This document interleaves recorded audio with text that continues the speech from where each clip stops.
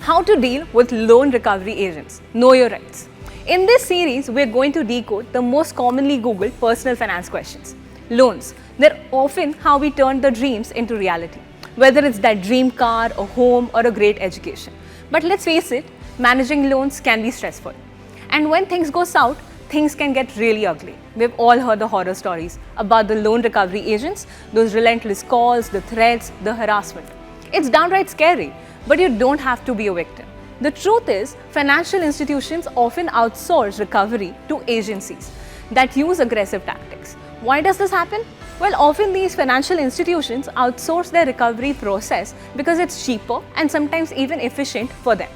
Plus, with the high levels of bad loans, the pressure's on them to recover every rupee, however small the amount might really seem in the larger scheme of things. But guess what? You have rights. The RBI has strict guidelines for loan recovery. Let's break it down. First, lenders must inform the borrowers about the terms and conditions of the loan, including the repayment schedule, interest rate, and fees. Any changes to the terms need to be communicated promptly, and prior notice needs to be given to the borrower before initiating the recovery process. Second, lenders can only appoint well-trained and certified recovery agents. They must follow a code of conduct that is respectful, meaning no unreasonable calls, threats, or invading privacy, or harassing family members. So what can you do if you're facing harassment? Document everything.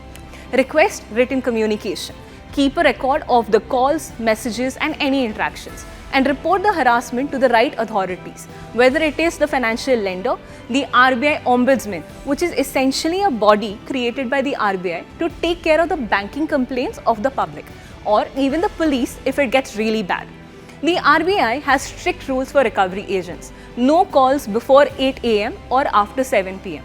No intimidation or harassment. Additionally, many a times the recovery agents use untraceable phone numbers, and the lender might deny that the individual communicating with the borrower on their behalf. In that case, you can report to the cybercrime division of your police station.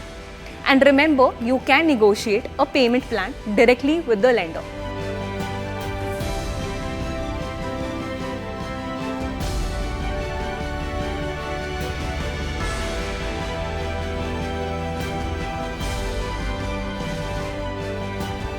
Sometimes that's all it takes to stop the madness. It is important to understand that you're not alone. Millions of people face this problem, so know your rights, be professional, and take legal action if required. We hope this information empowers you.